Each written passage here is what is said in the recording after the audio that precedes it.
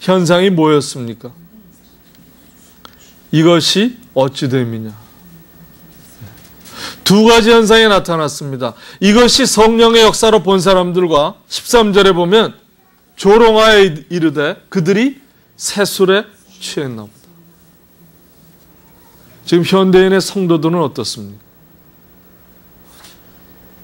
성령이 오순절로 끝난 걸까요? 아직도 성령이 역사하고 계시다고 믿습니까? 성령이 살아계심을 믿으세요? 믿을까 말까 하는 표정들이십니다.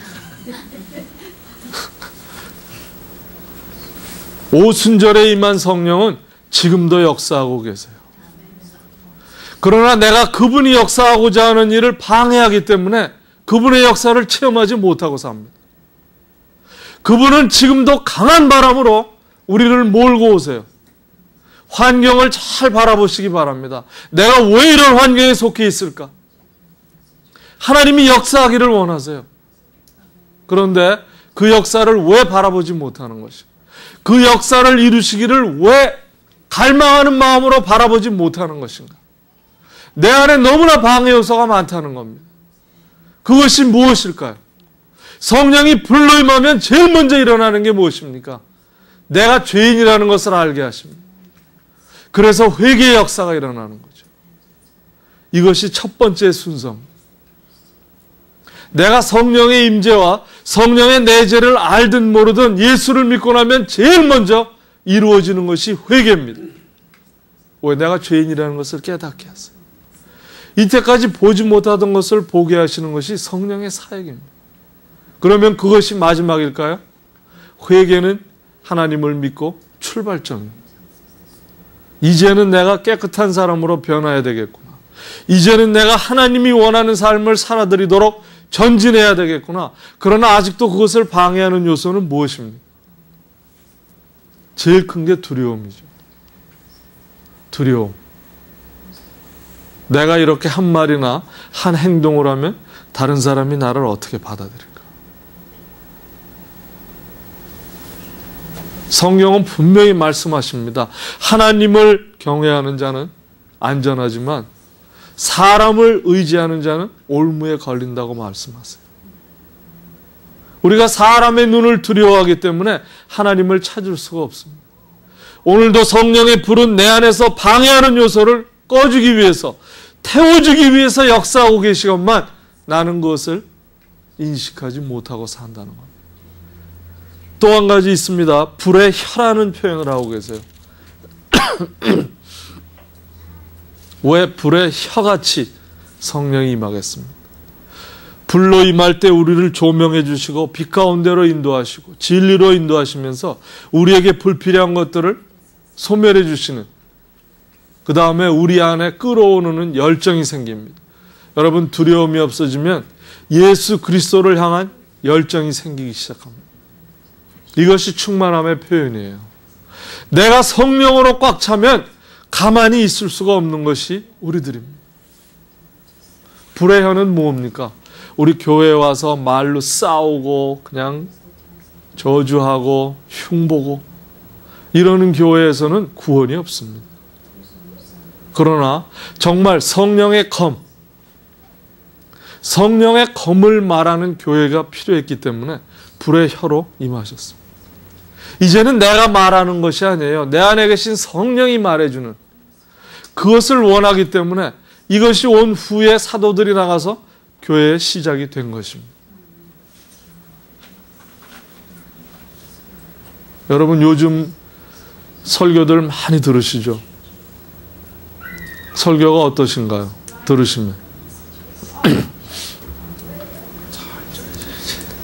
솔직히 말씀하십시오. 제 설교는 잘 짜여진 설교가 아니에요. 제가 인정을 합니다.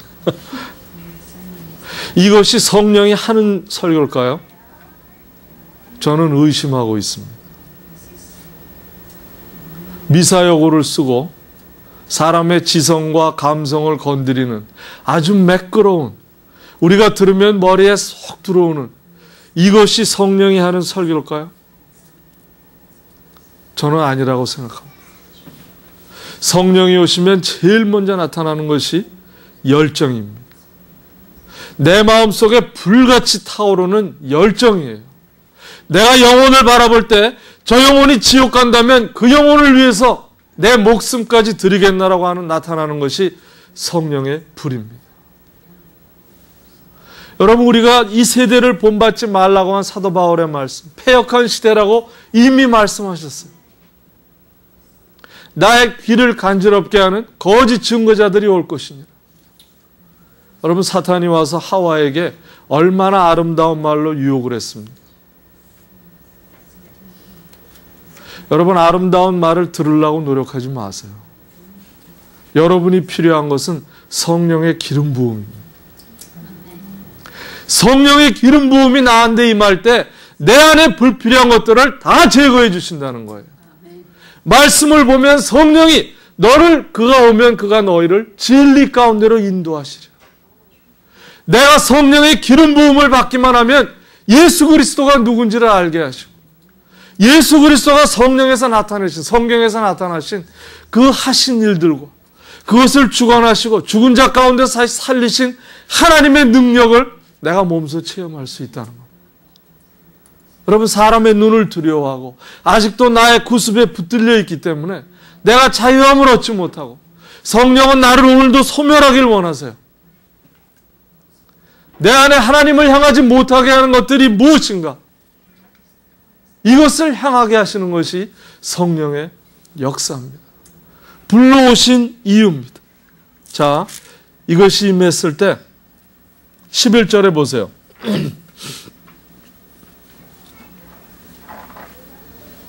바람과 불로 임한 성령으로 충만함을 얻고 이제는 더 이상 두려움에 있는 것이 아니라 하나님을 향한 불타는 열정이 생긴 것이 120문도입니다.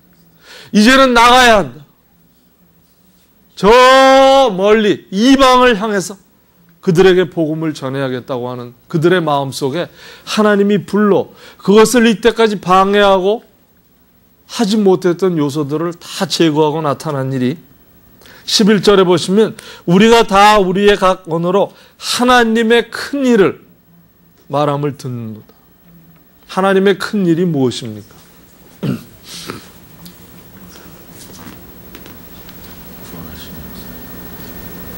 뭐 여러 가지가 많겠지만 하나님의 큰 일, 교회에게 주신 사명이 뭐죠? 복음을 전파하는 일입니다. 고린도후서 5장 19절이 그 말씀이세요. 하나님께서 그리스도 안에 계시사 뭐라고 말씀하십니까?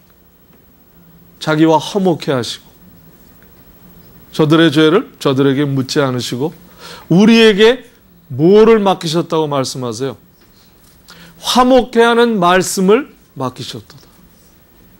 복음을 전하기를 원하시는 겁니다. 이제는 내 안에서 내 말로 전하는 게 아니에요. 성령이 불로 임했기 때문에 이제는 그 불이 내 안에 성령의 열정으로 바뀌어주셨기 때문에 그 성령이 말하고자 하는 표현을 상대방에게 전하게 하는 그러한 역사가 오순절날 성령의 강림이었습니다. 하나님의 큰일, 그 예로 뭐가 나옵니까? 밑에 베드로의 무슨 뭐가 나오죠? 설교입니다. 하나님의 큰일을 전했던 자가 베드로였어요. 십자가 사건이며 하나님이 누구며 회개해라. 회개하고 세례를 받아라. 그러면 성령을 선물로 받으리. 그리고 죄 용서를 받으라고 말씀하십니다. 자, 그 말을 들을 때 37절로 가보시면 마음에 찔려.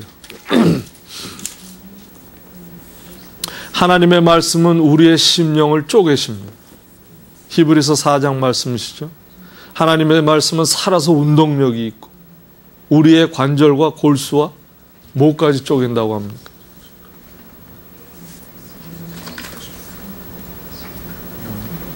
우리의 영을 쪼갠다고 그러시죠. 그리고 우리의 마음을 감찰하시는 것이 하나님의 말씀입니다. 여러분, 내가 성령의 역사와 하나님을 향하려고 그렇게 노력해도 향하지 못하는 방해 요소가 제거될 때에는 성령의 불이 나갑니다.